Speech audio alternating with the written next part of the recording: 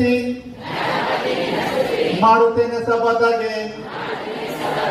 ಮತಿ ಕೊಡು ವಿದ್ಯೆಯ ದಯಾಗಣ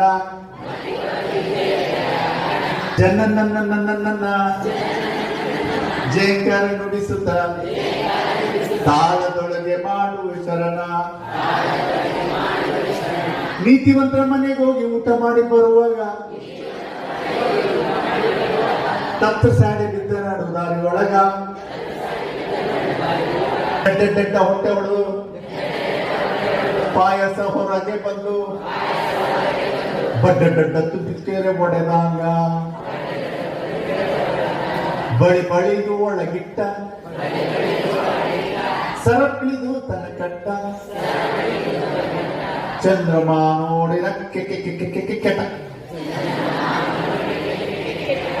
ಗಣಪತಿಗೆ ಪತ್ತು ಬಲು ಸಿಕ್ತ